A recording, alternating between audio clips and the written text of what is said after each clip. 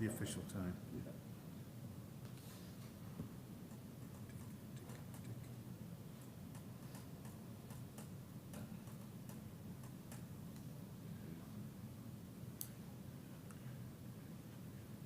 And 8 o'clock, according to the city computers. Welcome, everybody. I'm going to call to order the June 11th, 2025 Marine Advisory Board meeting. First item of order, I guess second, because the first is to call us to order, is the approval of the minutes. You will see that there's a correction that is being made. I haven't signed off on them yet because they say that I have been named vice chairman, which I have been for a long time, and as of today, I'm taking over as chairman, so we'll be adjusting those minutes, so if we can accept them with that caveat.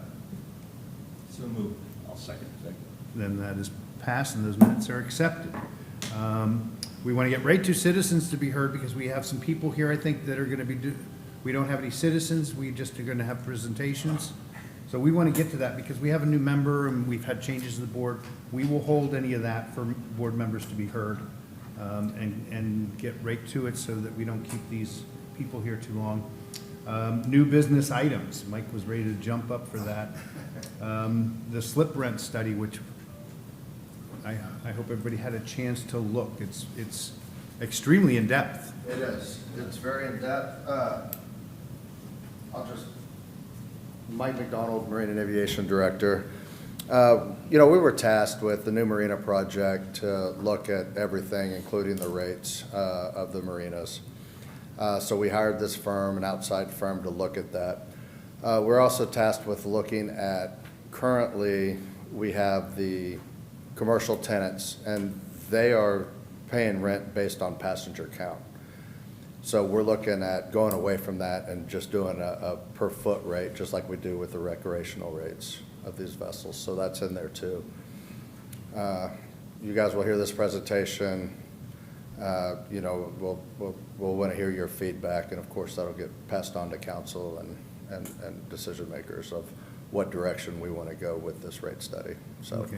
At this time, I'm going to call Albert Aller. He's the gentleman that did the appraisal. So. Okay.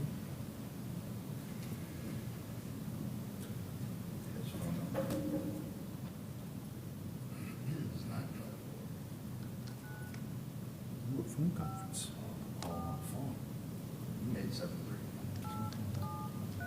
6268.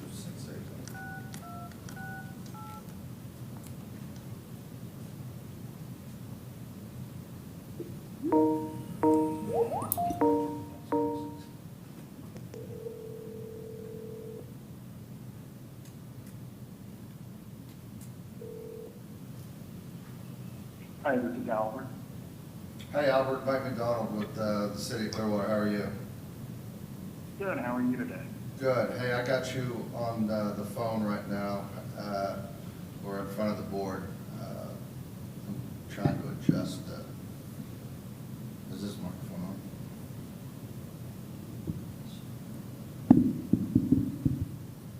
Can hear you moving it.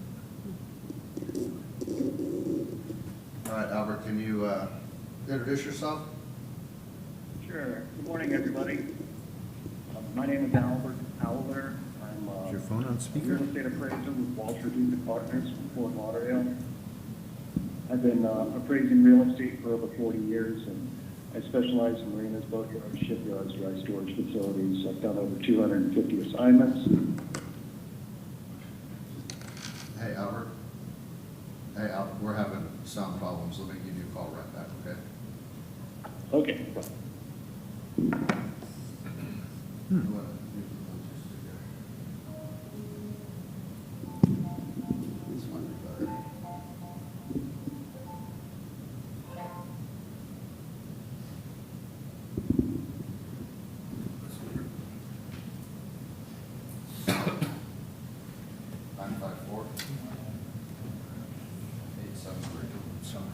What do you need? Pen? Oh, sure. Highlighter, you'll need a magic marker.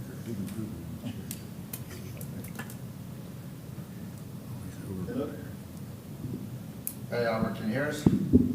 Yes, I can. Can you hear me? Still no.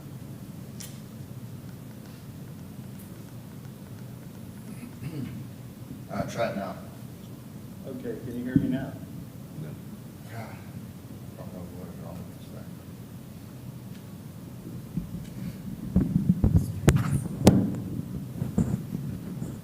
This thing's not very loud either.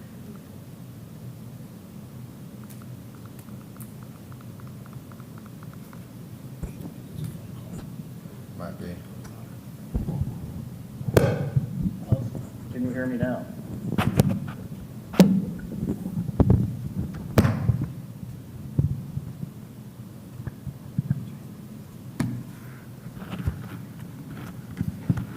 Can you try talking? Sure. This is Albert. Owler, can you hear me?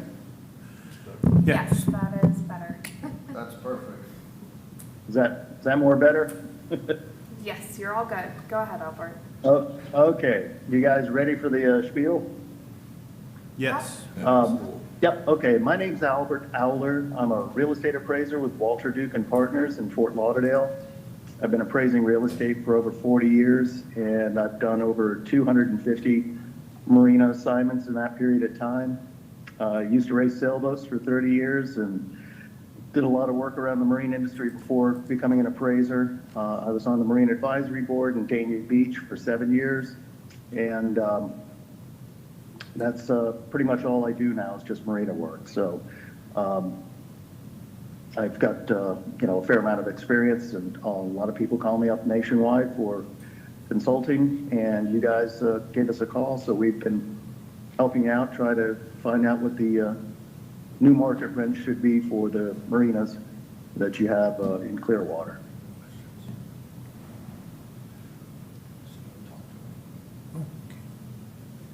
Can you hear me? Yes, we can hear you. Oh, okay. Do you have any questions, or have you seen anything, or do you want me to tell you what's going on in the marine industry right now? I think the biggest question we saw was, and we have known for years that Clearwater has the lowest rates, maybe anywhere in Florida. I'm sorry, I can barely hear you. Oh, it's probably going over there. No, it's on that phone. Just Should- pick it up. Okay. Pick it up. Is that all right? Can you hear me? Yes, go ahead, speak loud. Okay, what we were speaking about was, or wanted to talk to you about was, the suggested rate jump in rates is extreme, even though we've known for a long time that Clearwater is much lower. Our expenses have been high with the hurricanes and the improvements at the beach. And maybe those rates are warranted, but are you proposing to suggest to the Clearwater Council that we raise them? I think we were I'm around still having a 30%. hard time hearing you. I'm You sorry. still can't hear me. Let's try this one. Can you hear that? Yes, go ahead. Okay. So the question was, are you going to propose to the city council a full 30-some% increase in the rates? Or is that where you're just saying where we should eventually get to, and are you going to propose a smaller increase so as not to, shock the tenants? Okay, I'm not sure about the process as far as, what it goes through with the city commissioners and such, but all I can tell you is that the rental rates that you guys are charging right now, not you personally, but the city is charging at the marinas is significantly lower than the market. And the rates that we estimated for the new marina going in on the beach area, which is absolutely a fantastic location, as you're well aware of. Yes.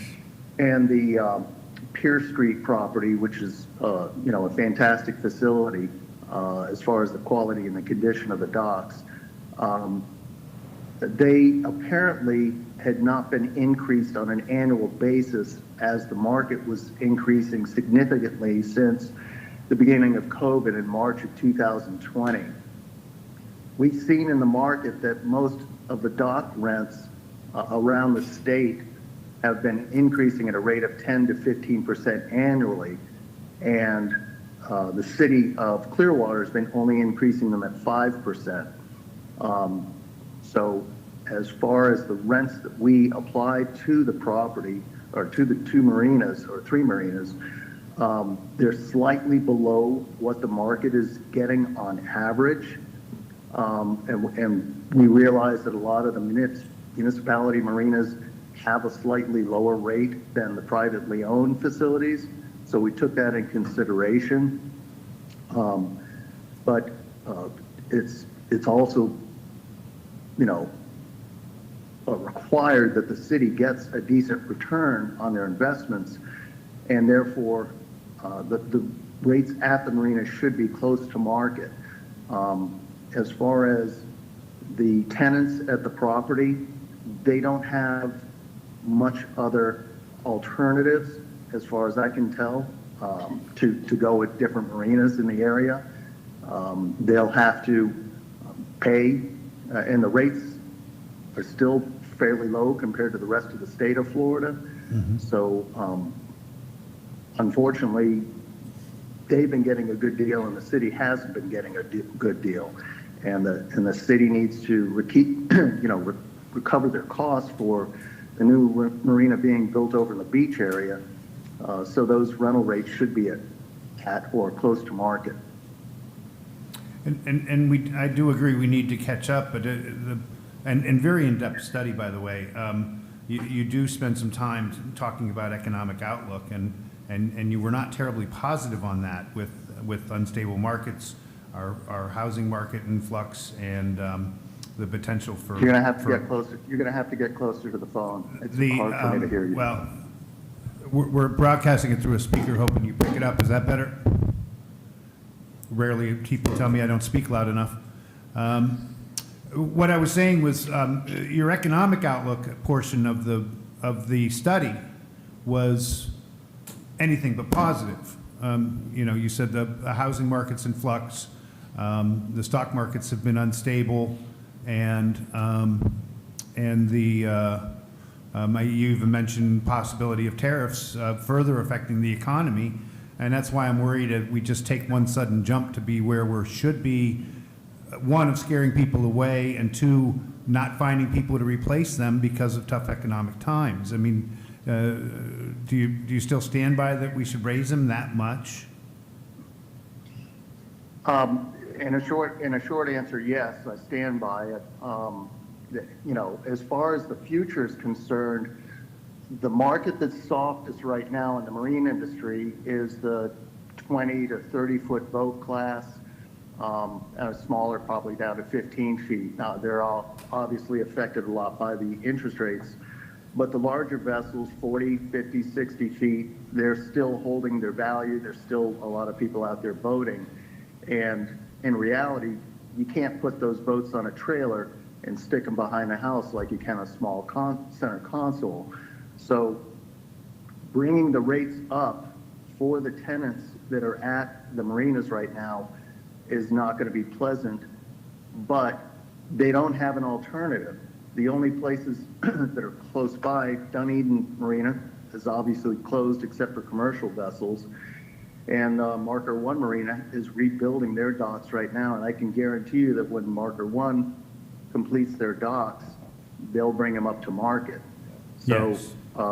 There aren't alternatives out there for those larger vessels to go to, and bringing them up to market is just something that distasteful to the tenants and the dock master that has to listen to the tenants complain. It's part of what happened when the rents lagged behind, and they have to now be brought up to market. And like I Okay. said, these are still, the rates that we estimated are still lower than the average of what is out there, taking into consideration it's a municipal-owned marina, which doesn't have the expense of having to pay real estate taxes like the other marinas have to pay. Well, I think that argument may work in front of council. Of course, they'll have the final say. Does anyone else have a question on this? Yeah, you'll have to get closer to the mic. I cannot hear you. Yes, I was just asking the board if anyone else had a question, and they didn't. we wish you luck with it, and I think, I don't think we need to make a motion or anything here, but I think for the most part, the board supports you in this.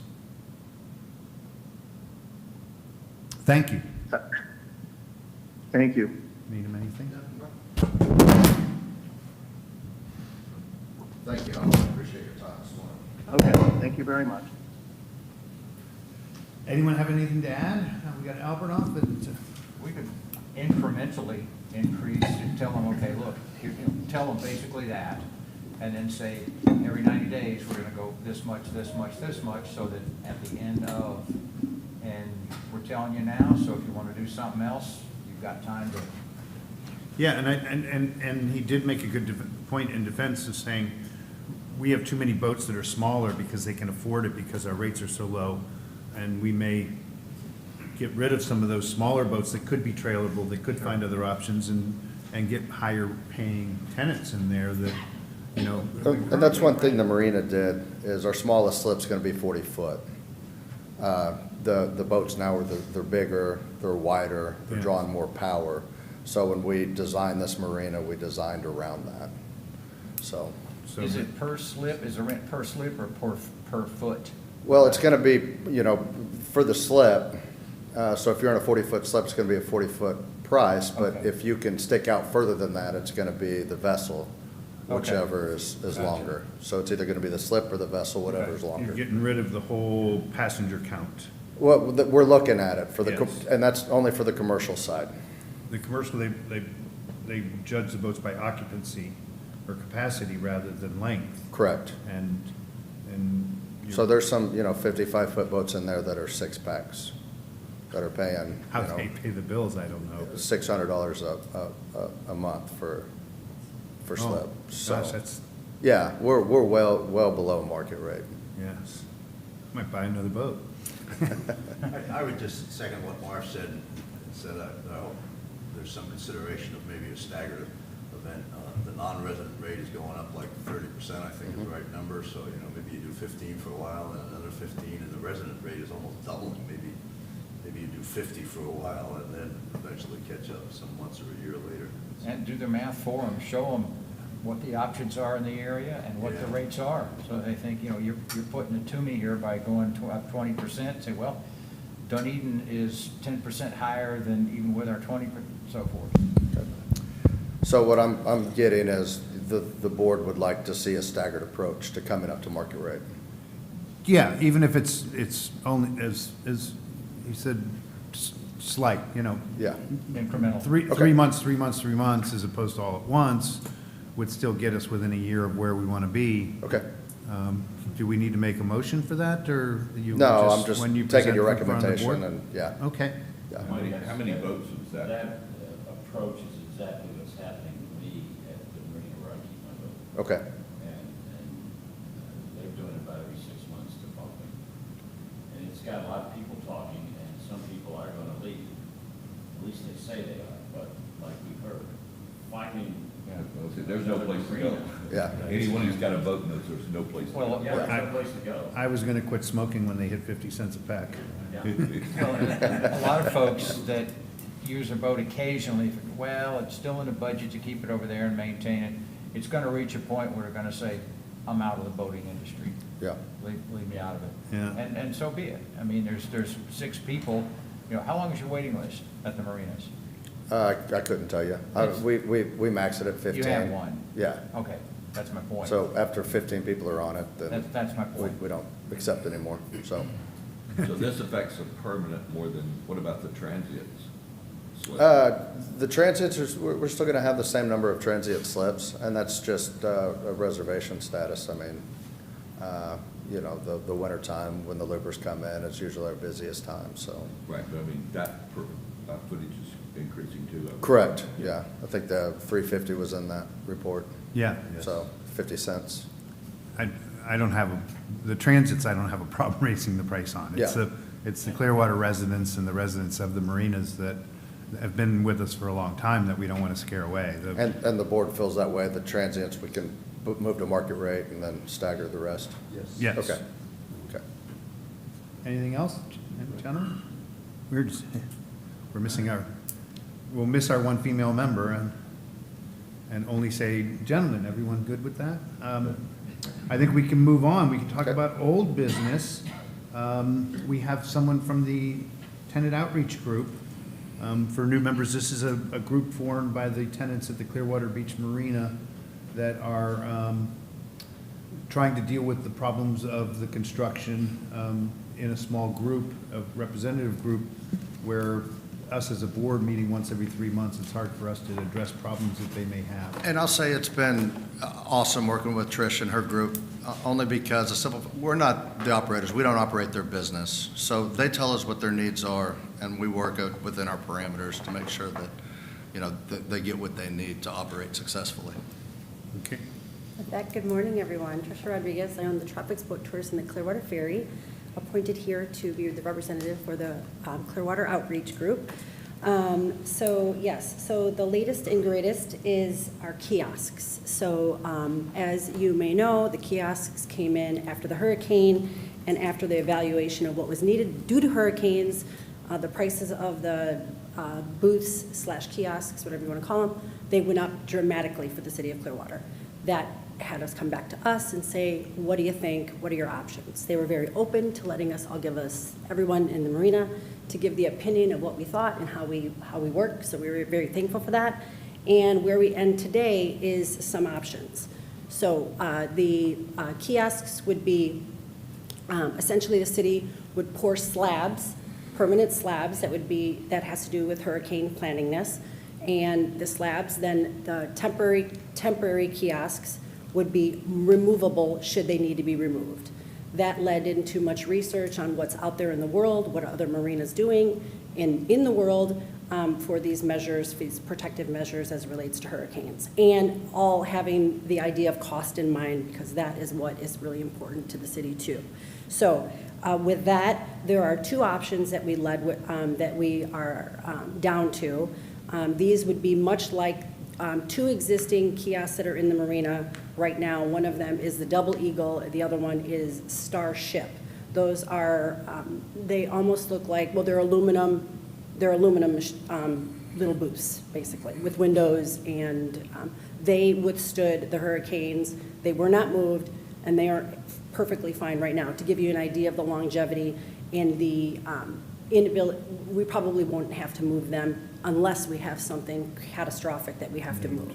So the idea would be, and this is the area, I brought this in, blew up this map in our meetings just so you understand where, I don't know if you can see this, but this is what we're talking about here. So this is the Coronado, and this is where the parking lot is now. So this is what we're speaking of here. These booths that are all set to go. There's 8 of them. Any questions on where I'm speaking of? Yeah, there's fine, there's 8 of them. There's 8 of them, or there's more against the wall back No, there? there are 20, there are set to be, as we stand today, 10 of them. 20 of them, There's 10 going to of be them. 24 total. 24 total, Yeah. 24 total. So These- there's 20 there. Each one of those is 2. See, each one of these is. Oh, essentially a okay. spot Ah, for okay. two- For two businesses. So there's or two 16, booths. 17, 18, 19, 20, okay. Okay, so that's where I'm speaking of. So essentially, we're down to 2 companies. The kiosks, again, the idea would be that the city would purchase them, and then a dollar amount per tenant that has them. What I've proposed, and we'll see how the conversation goes, but what we have proposed is that because the businesses have all different needs, as you can see, some of them are larger. We've talked about size of boats previously. Of course, every business can afford to do more and/or need less. So we want to make sure that we can accommodate those types of businesses, smaller businesses, larger businesses. Due to our lack of space, originally, everybody was going to get the same size booth no matter what and have to pay the same because you had the same amount of square footage. In this option, there may be, and again, we're in discussions, nothing's final, but I reached out to several options that would give options as to how much space you would have on that given slab. So every slab is, 6 by 19 or something like that. So in other words, to configure the slabs, if you wanted 2 booths on one slab or 1 large booth on one slab, you could fit that. So, of course, we'll come back to you with more, but just to give you that option, just to give them that option, I thought was important because of the size of businesses. We all know that the prices are going to go up. Also, the prices of the booths are going to go up. So everybody's prices to our guests are going to go up, no doubt. We got to cover it somewhere. So just to bring that down to the most manageable. You know, customers out there, I'll just give you from the perspective, I've just been talking a lot about this. I also serve on the TDC board, so we're seeing the ebb and flow of tourism these days is changing. It's changing on Clearwater Beach significantly. People are looking for deals. The way we fill our boats, the way we maintain our businesses as tenants in the marina is to keep those boats full. That's how we maintain our tourism dollars, and that's how we build this market. So taking all of those things into consideration, we have to work with the tenants to make sure that what we give them, they can afford, and then the prices that they have to charge the guests, they'll pay it. So it's all relative.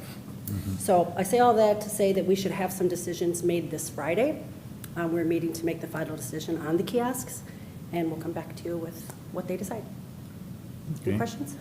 And you know what the demand is? It's full. The demand is, these are full. Initially, every booth was filled with one tenant wanting more than one. So that is also what led to sort of my take on it to say, what if we did smaller ones for those that didn't need more so that those that need more can have it? There's space for them. Yeah, well, my question was gonna be, can one big guy or come in and buy a bunch of them and the No. other people?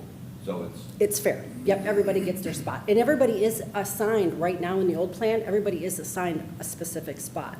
We are just changing it up on what it's going to look like and how much it's going to be. right, okay, great idea.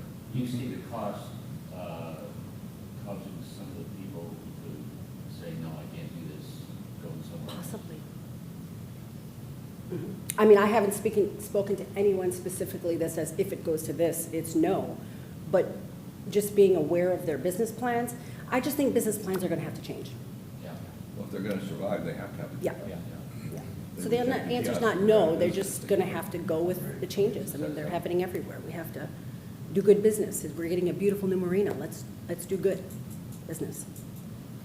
I didn't understand if you said for sure that the new kiosks will be removed during storms, or hopefully will ride out the way They the will be examples that you removable. So should the city deem it necessary, should there be a call to get them said. out? So there will be. They will be able to. Yeah, okay. Mhm.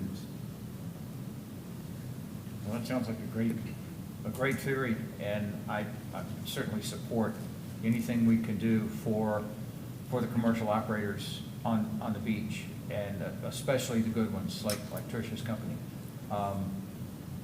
Without going into any specifics, I'm sure there are some that you wonder how they made the rent this month. And if some of them go away, just like some of the folks in the marina, it's like, well, you know what? I'm tired of putting money in slip number 27. I'm out voting. Okay. There'll be good businesses. Yeah, to- and that's what I'm yeah. getting at. Just we as a group need to all stand behind our good, solid. Thank you. Thank you. Anything else? That's it. Thank you very much. Thank you. And next on our list, an update on our beach marina construction.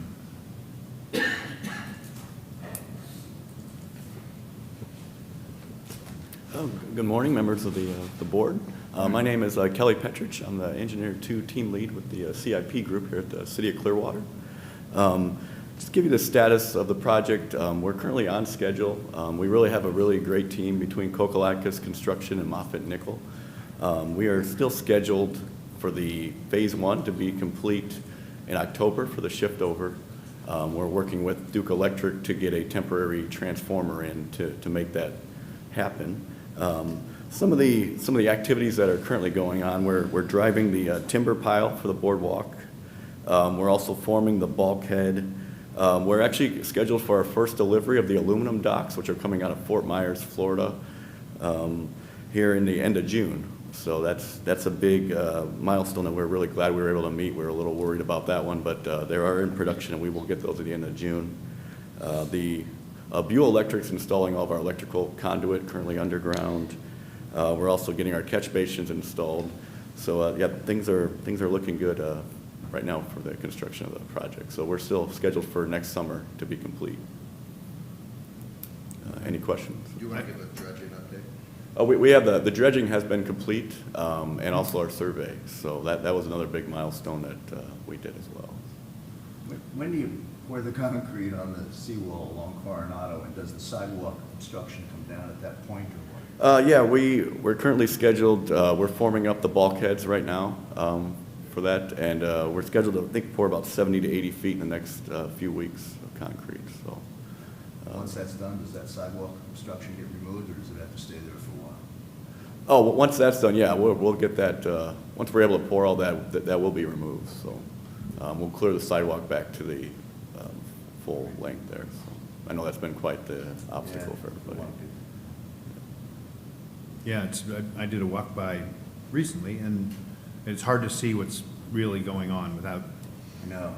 I know better than water under construction sites and things to get a better look, and Yeah. These non-transparent obstacles that prevent us from seeing all the stuff that's taking place. Yeah, It's well- great. well, there is a top floor bar there that you can look down at the whole thing, but it's still hard to see where the progress is. So. Mhm.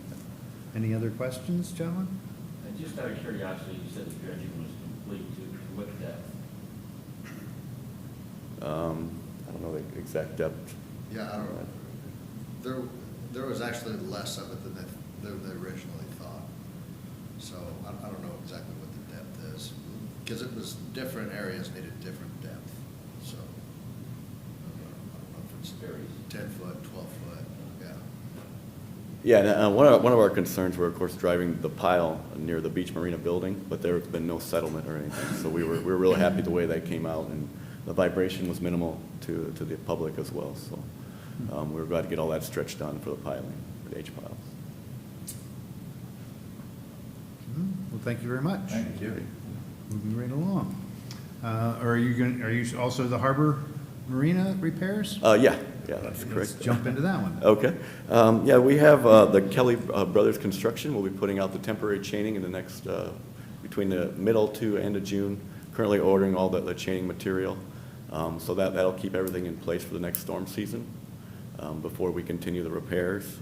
As far as the repairs, we currently are in permitting for the South Wave Attenuator project that was originally scheduled. That's with Moffitt Nichols. So the design is done. We're in the permitting process for the south end. And then for the north side repairs, we just got the purchase order.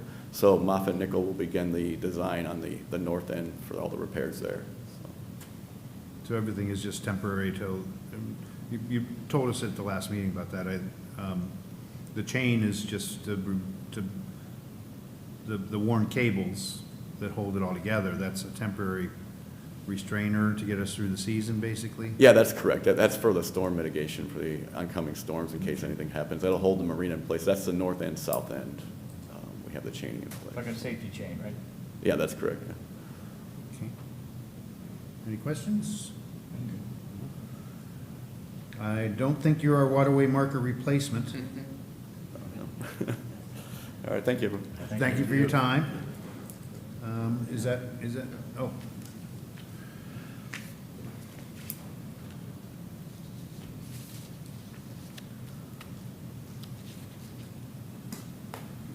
Good morning, Bill Hodson, Marine and Aviation Division Manager. First thing I'll talk about is the Clearwater Harbor. There was some question, I think, Mr. Sipple, about the clarity for the intersection of the channels Right. At the Harbor Marina there. So that was there's an idle speed no wake zone that was established by permit and city ordinance in 2011. I'll show a quick map here so you can see. So the area here blocked off, that was established in 2011.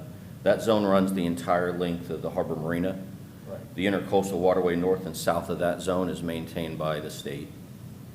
And then the state also maintains the waterway that runs east and west south of the Memorial Causeway. So once you come underneath the bridge going south, the state then picks up that. So we really only maintain the idle speed no wake zone. The there. shaded area there. The shaded area, yes, sir. So I think there's still some clarification, and I guess there's a couple of new signs out there now. But again, after having run through that commercially for many, many years and recreationally as well, it's interesting to watch. And all the commercial folks know how to use it. but somebody comes up from the south, and there's a sign before they get to that marina, and if you're smart, you realize, but they don't. So they get past the marina, and they take off again. There's no additional signage up by Seminole. Likewise, coming south, there's not much to indicate where you need to come down off a plane and get all the way past the downtown marina. What I was thinking, if you had, like on the interstate, you know, we've got an arrow, if you're going this way or this way, slow speed, idle, whatever the verbiage is. But to make it more like a road sign, so if you're coming north in the ICW, if you're gonna go straight by the bridge, yeah, that's slow speed. If you're gonna come to port and go up the Causeway Channel, that also is slow speed until you get to a different sign. And it really is all within your shaded area, I think. You're talking about when you get to the end of the marina here? Correct. So this way, heading west? Right, at least the distance of the bridge, you know, 100, 150 yards. I think Right. it's marker 3 or 4 up there, something like that. Because for instance, if you come under the relief bridge, Mhm. headed down the Causeway Channel, headed east, you've got a sign right outside the beach marina that says resume normal safe operation. Okay, when does that end? It really isn't too clear, and it actually has you pass a sign coming the other way that says slow speed. So it's a little confusing, but the 100 or so yards around the bridge really ought to be slow speed, because you've got kind of a blind corner there as well. Mhm. And it's always a mess. There's always people yelling, slow down. You know, it's entertaining. Well, you know. But yeah, right, we see it. But I think we could probably do a little better job of signage, whether they pay attention or not. Right. But if it's pretty clear to a layperson, oh, okay, there's a marina over here. Speaking of which, what's the status of the pump outs downtown? The pump outs, the south one is working, the north one is not now because of the transformer that Okay. blew. The south one's working as of yesterday? Should have been. Okay, okay. Yeah, it was working. And how about the repairs to the Seminole ramp? What's the timeline on that? I know That's the- gonna be, That's coming up. That's coming up. All right, we'll leave that then. so, but back to this, the signage, I mean, we can take a look at that. We are limited though to what is in that shaded area. Sure. Outside of that, that's something we'd have to talk to the state about. Right. I've been dealing with Shayna Fisher from the state FWC. She handles all the permitting and stuff.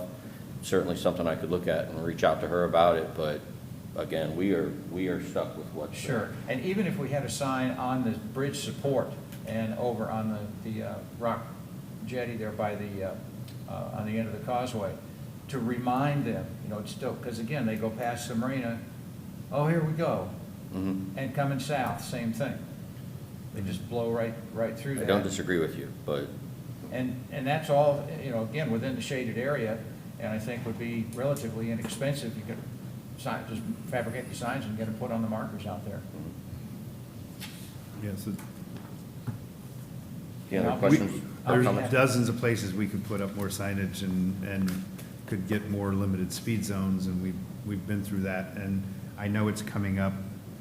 I hope everybody got to see the streaming or of the presentation to the environmental board by the Stevenson Creek. That don't want to change it, subject all the way up to Stevenson Creek, but sure, we'd like to just make it no wake, but it's, you know, that's not our decision. It's the state, and the state says Clearwater again, because we literally have more restricted speed zones as a municipality than any location in the state of Florida. We're up to here in the number of, and you'll see when we get to the replacement, if you looked at the chart that was included with this, the number that you've had to fix or replace is an amazing number of markers, and that's just the ones that were damaged, not the ones we already have and maintain that weren't. So it's an unending list of expenses and placements and replacements that Sure. to go back and say we need more. Well, I'd this love really- to, yeah, I'd love to do it to Stevenson Creek, but I'd like to first do the Clearwater Yacht Club out on the beach. Yeah. That has people skiing right off their, 10 feet from their dock. But So we'll- there's plenty of need. We'll definitely have that conversation with FWC to see if we can do something in that area to change the permit, to What's look at within that it. shaded area that we just showed? But we'd still have to change the permit. We'd still have to change it and add it Okay. in there, but we can work with our state partners and see if there's something more that we could do. I think everybody would be in agreement that, you know, if you come back with it, it's like, boy, that does look clean and neat. Now, again, Yeah. somebody can't. Oh. No, absolutely. Oh, that'd be wonderful. Yeah, Thank it's, you. right now, Thank it's you. already been approved. It's been- Over any of them, I'd support that one. Well, besides getting rid of the wake boats and the other channel. Moving on with the waterways, to your Yes, point, there's the map I was bringing up, yes. There- To give you an idea of the number. this is what, from FWC's website, and this is what we're responsible for. These are all permitted waterway markers that we maintain. So the very area you're talking about is one sign. Right, right. And that's what we're allowed to put up by permit. Anything outside of that would have to come from the state. So all of this is tracked, all these pin locations. We track this through spreadsheets, and I'll just show the one for, just for our bell buoys. This is kind of, I know it's kind of small, but we track everything. The numbers on our buoys, we have 37 of these bell buoys. We have 34 pilings and 28 pencil buoys that we are responsible for. And you see we do the depth here as well on all of them. So when we're creating anchor systems to go out and replace them, we know how big our anchors need to be or how long our spectra line needs to be. So after the storm, we did a bit of damage assessment. There was quite a bit of this kind of stuff floating around. Those are 35-foot-long pilings that snapped at the mud line from the winds. Snapped those off. Our crews did a great job going around. Anywhere where there was a hazard, they tried to throw up buoys. We just had some of these red buoys we were trying to deploy right after the storm just to try to keep boat traffic from hitting these things. This is Sankey Bridge. The fender lights all came down. So our crews have been pretty busy running around putting up. Those are the new lights, solar lights that went up in place of the broken lights you just saw on the fenders. So left to go, we have, so far we've replaced 24 signs, several buoys that were moved off station were put back all along the swim zones and Sankey swim zone, the Pier 60 swim zone, all that. Still remaining, we have jetty pilings that need to go on either side of the Sankey Bridge coming out Clearwater Pass. And that would be, so what we still have left to do are the pilings here at the end of the swim zone and pilings here. Those are just warn of the danger of the rocks coming out from the jetty. Those need to be done. We still have over here some buoys that need to come in. We need to deploy some buoys over here. And then Dunedin Pass, we have pilings and signs over there that still need to be put up. Dunedin Pass is kind of sanded in a lot up that way. No, I agree with you. That's Yeah. not even a Sanded passing. in. No, so Being close. Ever changing. we took over maintaining that back in 2012, and we need to revisit some of that because some of those pilings at low tide are out of water.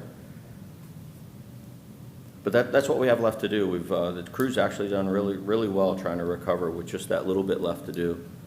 And we've ordered some of the signs. Those should be in the next couple of weeks, and you'll see the crew out there. Any questions? Just Be in happy to time answer. for hurricane season. Wash, rinse, repeat. Yeah. Excellent. Are there any plans to ever dredge that pass? No. No, Why not just pull the pilings up and say? we'd have to get approval to Yeah, just that's what I abandon that, but that's the goal. Yeah. They're not gonna maintain it. It's What now happened? listed as a private waterway. Hurricane Pass or Dunedin Pass? What happened when Dunedin Pass sanded in, the Coast Guard said, we're not gonna maintain this anymore, we're doing away with That's this. Clearwater Beach to Calidesias. Yeah, in Yes. between that, That yeah. pass was closed to navigation, I think, in 89 or 90. Yeah, well, they were maintaining it, the federal government was maintaining it, and they came and said, we're not going to maintain it anymore. Do you guys want to maintain it? And the harbor master at the time said yes. So we've been maintaining everything there, but it's all sanded in now. There's And nothing to maintain. yeah, Yeah. I mean, I think we I just have, want to trim the we have a mangroves. couple, I thought it. We've been maintaining I heard it the- washed out a bit during that, one of the storms. it did. It did, but we've been maintaining the channel markers is what we've been maintaining. That's why I said, pull the channel markers up. Right, yeah. You're talking but- about the markers that say shoal area. No. No, there's an actual, These are, the channel markers. Navigational. That still runs up to the yacht club up there. Carwell. Yeah. Probably, yeah. Okay, I was talking about the markers that are farther in towards the, Yeah, towards well, that pass. Yeah, that kind of channel to nowhere, but. yeah, it's a channel to nowhere. That's not maintained. They don't dredge it. No, it'll never come back. No, and the But cost of Dunning dredging that too, would. that's- you're right. Yeah, I mean, that's the one that's not a pass anymore. Well, thank you. Thank you. And we have a director's report, item Yes. 6. So Seminole Boat Ramp, the contracts were finalized and the notice to proceed was issued on Monday. Tampa Bay Marine Construction was the lowest bid and was awarded the contract, a little north of $800,000. We should have the construction schedule at the end of this week. Repairs will take around 120 days.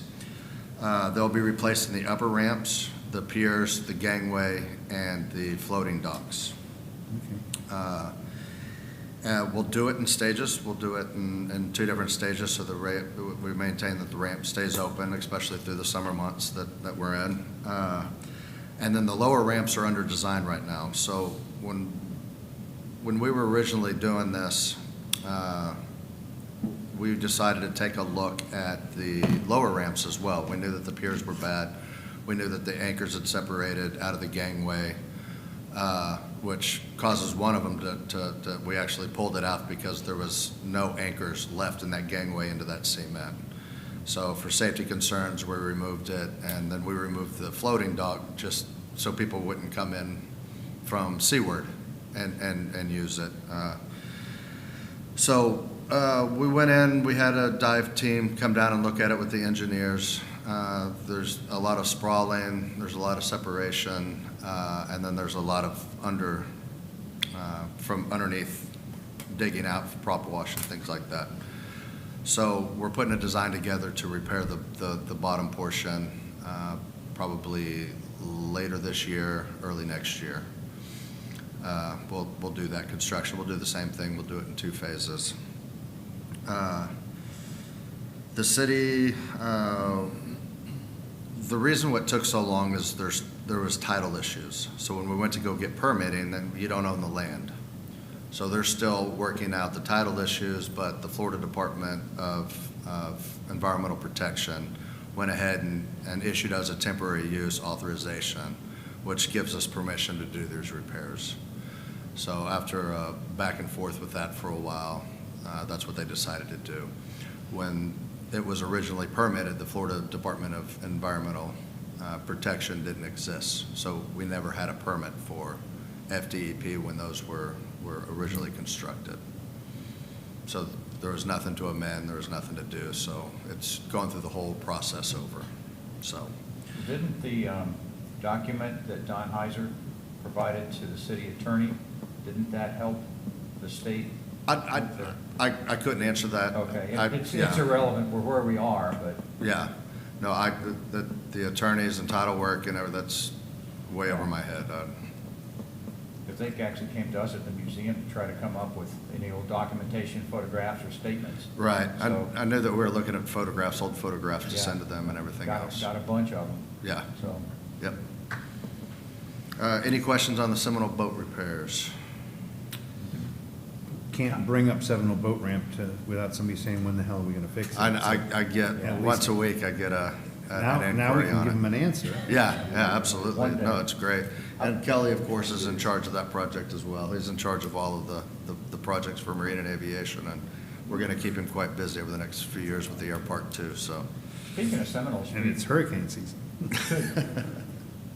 is it possible, you got the big sandy stretch there west of the westernmost ramp, a lot of folks will come down, unload their kayaks and launch them there. Wouldn't really cost anything to make a official kayak launch area there and maybe suggest that they not use the actual concrete ramps to. Well, that was the original design of that, is that little area to the west of that was the Because kayak. there's no pullout and parking enforcement. If you stop there and unload a kayak, you can't get your kayak unloaded fast enough or parking enforcement has a ticket on you. Okay, well, I can definitely have a conversation with the parking manager over there.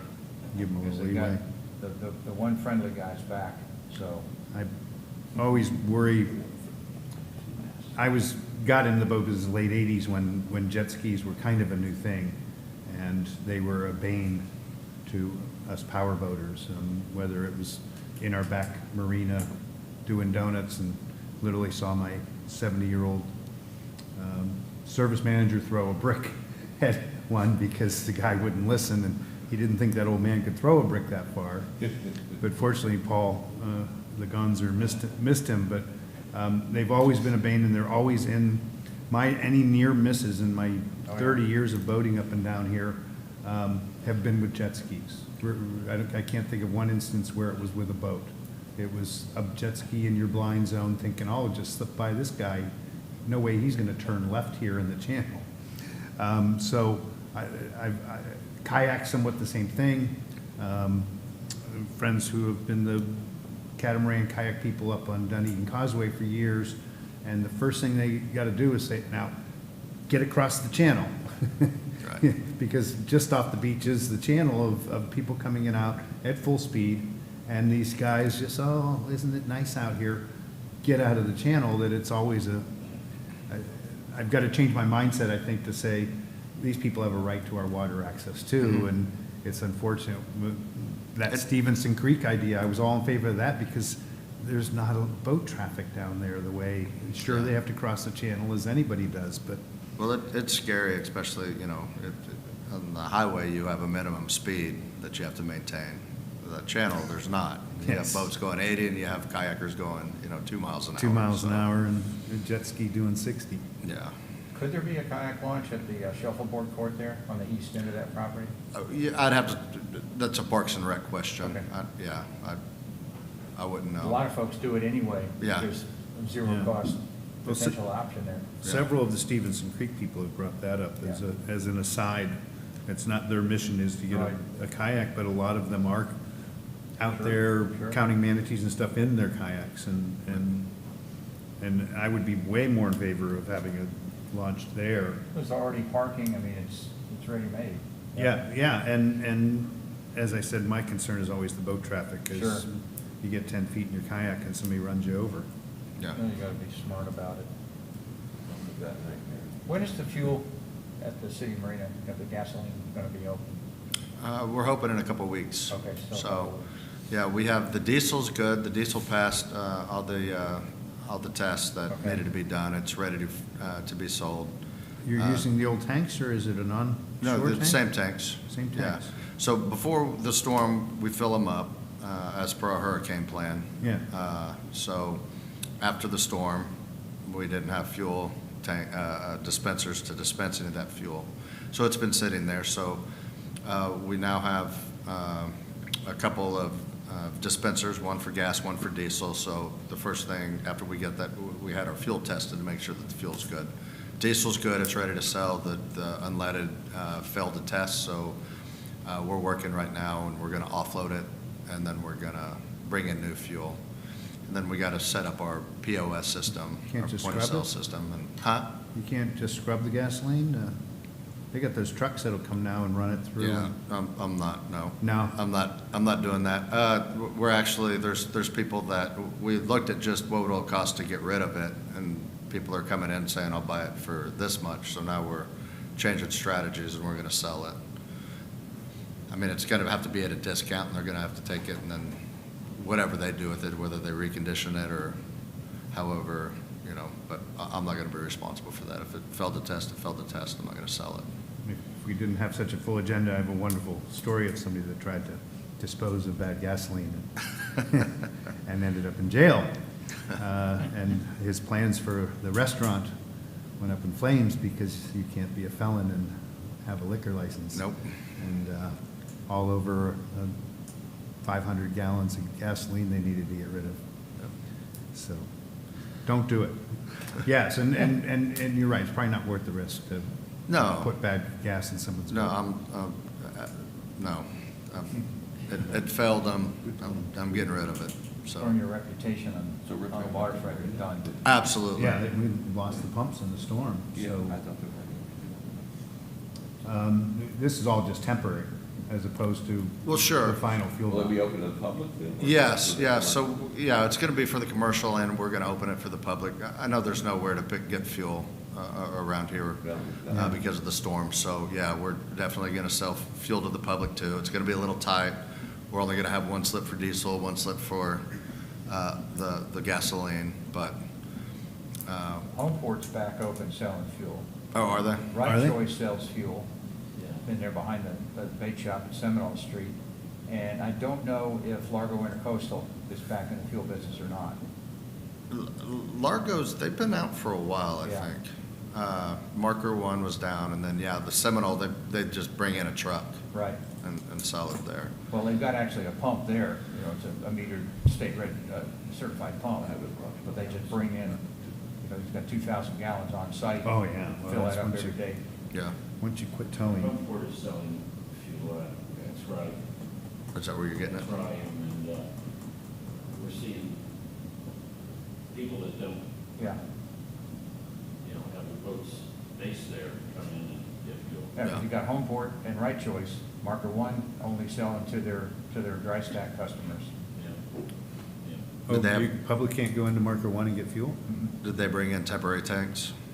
I'm not sure what they're doing, Yeah. but, you know, their official line is we're closed except for, you know, if you're paying rent there. They had that outer floating fuel station, didn't they? That's long gone. Oh. That whole basin, there's nothing, there's not a stick in there. Went out of there a couple of years, with a friend of mine had a Sea Ray in there and just pulled right in there and got fuel, but. Yeah. Well, Ian took that dock out. Pulled the whole thing out. Is there any more questions about Seminole? Okay, I'll move on to Stevenson's Creek. The feasibility study. Frontline Coastal has completed the feasibility study of Stevenson's Creek. I sent you guys a copy of their final report. They determined the best path forward to institute a slow-speed zone for the entirety of the creek is by a local government manatee protection zone. You guys, I sent you the link that you could watch the presentation that they gave to the Environmental Advisory Board. Watched it live when they did it. Yeah, So, okay. I went to that meeting. I thought, in addition to what you just said, didn't they pose some sort of a study that they said would probably take a year or two that ought to be done as part of what you're suggesting? Well, so the local manatee zone, you know, it requires that you do different things. That was in the report. Right. So, you know, you have to do the aerial surveys, you have to do, and the cost was something that's not in my budget. Right. And so there's a citizens group in Clearwater that has started their own, and they're working with Right. the manatee. But I thought they said that could take up to 2 years to get done. So Absolutely. It'll still Yeah. be a long, drawn-out process, okay. Correct. Right. Well, and there's already a sign in there, I can't remember what it says, but you can see it going across the Stevenson's Creek Bridge. There's a sign in there, and it's slow speed or. So we were able to implement the slow speed minimum weight from the bridges. So you have 300 feet from a bridge that you can implement it. So we did that along the first two bridges. And then after the third bridge, that whole narrow stretch, just because of the width of it, we were able to just incorporate existing statutes, Florida state statutes, to keep that a slow speed minimum weight. So in between the first bridge and the second bridge and the second bridge and the third bridge, it's resumed normal operations. And, you know, a lot of the citizens have, you know, there's manatees in there, they bring their calves in there, and everybody knows that, you know, boats and manatees, they don't mix, and rightfully so. So I support them 100%. I think it needs to be a slow speed minimum weight zone in there. Fortunately, there's not a whole lot of boat traffic that goes in and out of there. Well, there's not a whole lot of water, so. Yeah. Well, it goes back to that, how many more speed zones can we get? Exactly, And- and that's a problem. That's been, I think as the 8 years we've been sitting here that we've been talking about Stevenson Creek and how we can do this. And the bridge part was a big step of saying, at least here, it almost makes it not worth getting up on plane again because you got to shut right back down. How much gas do you want to waste? But from what they said in the thing, it hasn't slowed down certain people at all. I would be fearful of getting up on plane in that little area. That's just me. Yeah. On a boat, driving a boat. I don't know how people do it, so. Yeah, well, my last two were, twin stern drives, and before that, twin outboards, and I wouldn't waste the gas for a couple hundred yards. Right. But we're old. These young kids, they have no speed, and they're smaller boats, and they're even jet skis.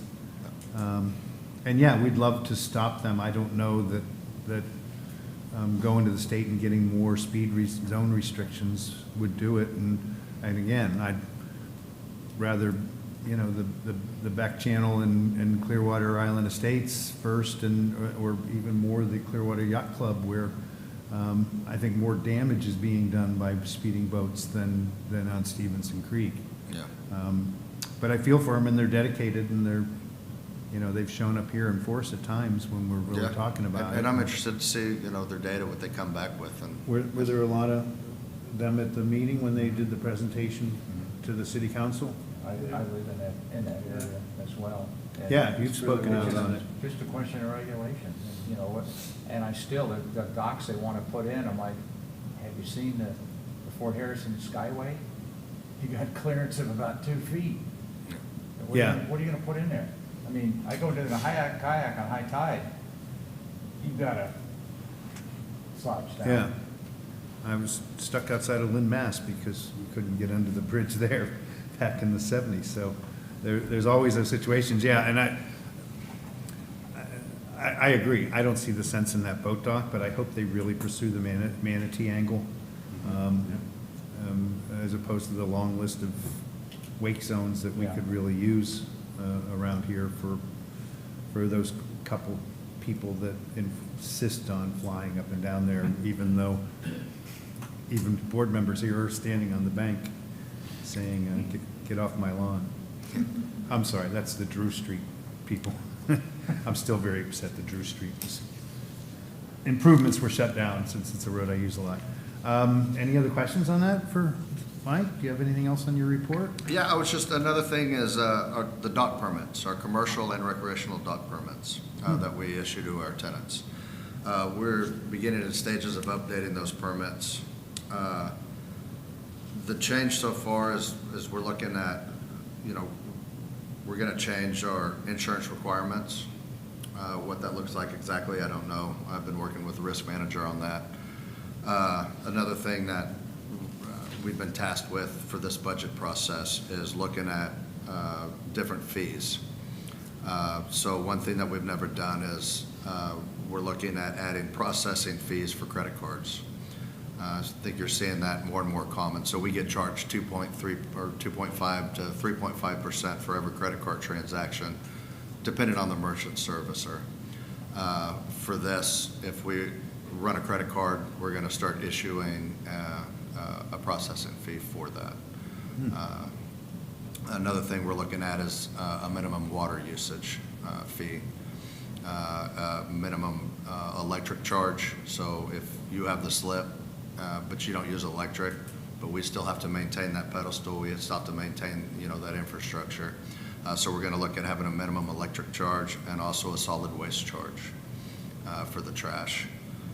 I'd like to hear y'all's thoughts on any of that, any of those fees as we move forward with this. This would be on top of it, the potential rate increases? Yep. Are these substantial fees? Or No. The credit card one I totally agree Yeah. with. No, we're looking at, I want to say around $10 for water usage, $5 to $10 for solid waste. Because we still get charged for all Yeah. that. So monthly. Yeah, it'd be a monthly. I don't have a problem with it. Again, we're way under. Doesn't sound substantial. We're still the Yeah. cheap, no matter what we do here, we're still the cheapest in the state.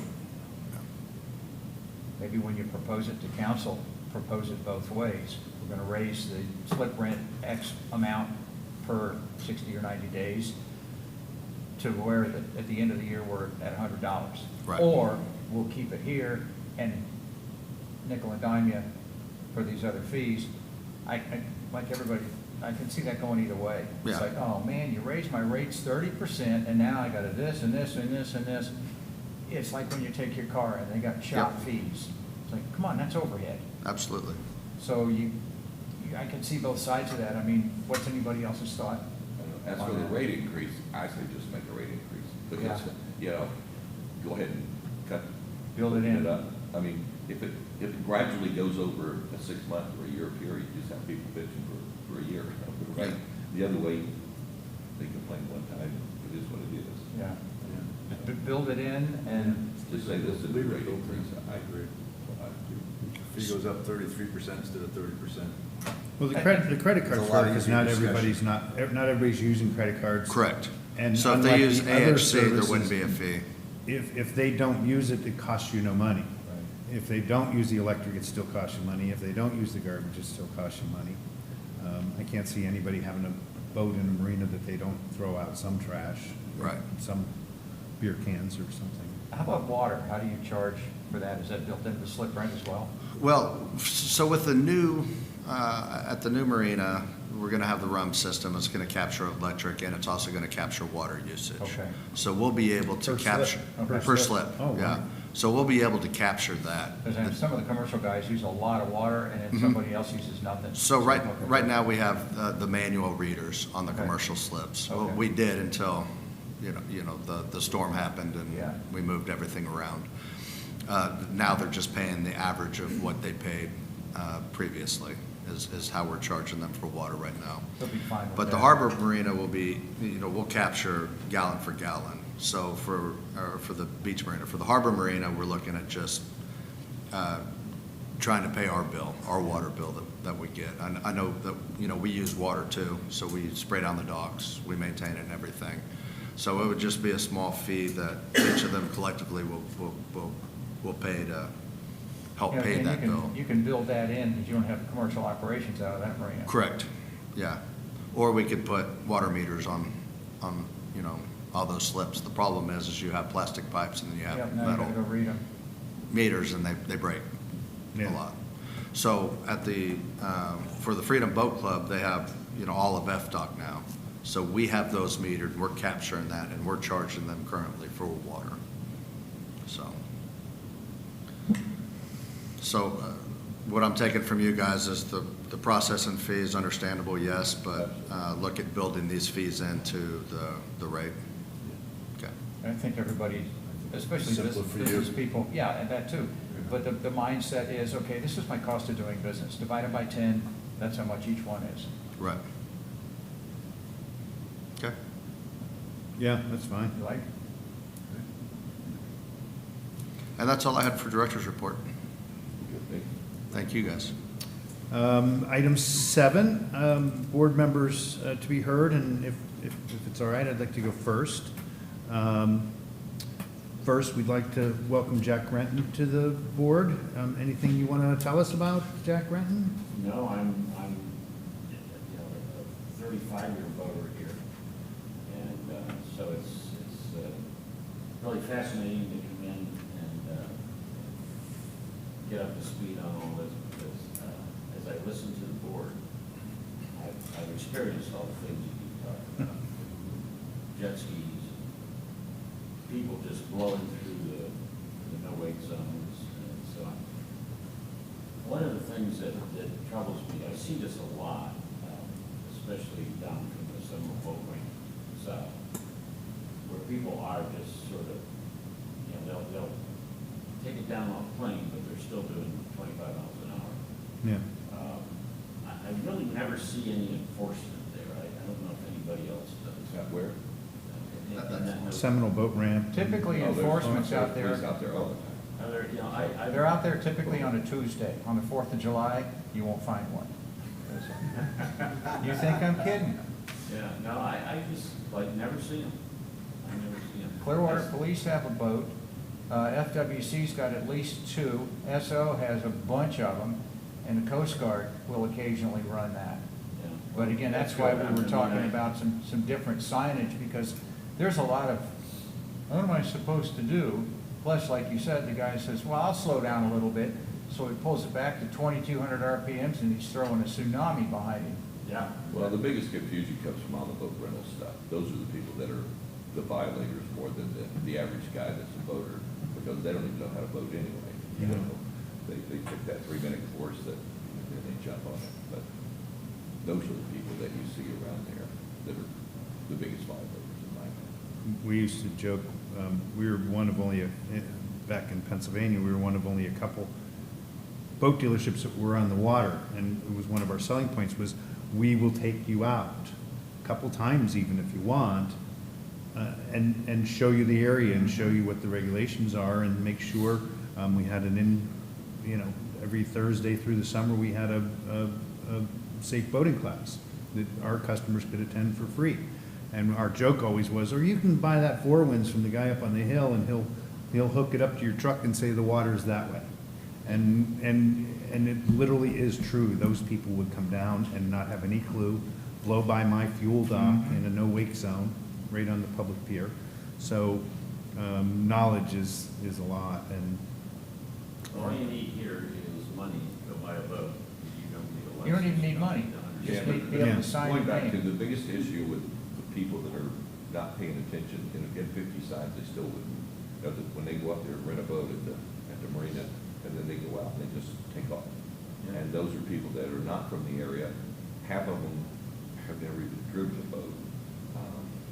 And that's where you can spot someone who just rented a boat or a jet ski a mile away if you're a seasoned boater. And don't forget the 2 drink minimum before you ever get to the helm. Yeah. the, Anyway. Free if it's a jet ski. with the Clearwater Ferry incident, I think that hopefully they're going to concentrate more on boating infractions. I think during the holidays where you say you don't see them, they're there, but I think they're more looking for alcohol and drug infractions than they are necessarily people that are breaking a no-wake zone or something, because they could stop people all day long doing that, but I think they're more interested in getting the drunks off the road. I asked in an email Mike whether he had any presentation for that ferry, and it's really not our jurisdiction or his of what happened there, and as tragic as it was, that a loss of life. I've seen the videos and I still can't figure out the hundreds and hundreds of times that I've taken that corner in the day, in the middle of the night. Once, one of my last trips there in a dead fog, you can't totally rely, once you get into fog, on your GPS. It'll get you home, but it won't tell you that boat's right in front of you. But that seemed like a clear night. It didn't seem like. That's what radar is for, too. Yeah, but and that was a boat borderline where it might have been. That was a boat owner with enough money that he, his St. Pete incident, where somebody fell off the back of his boat. It was a multi-million-dollar yacht, not a, $500,000 offshore.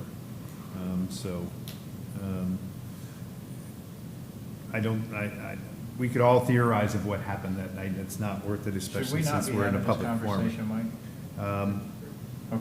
Okay. Yeah. Okay.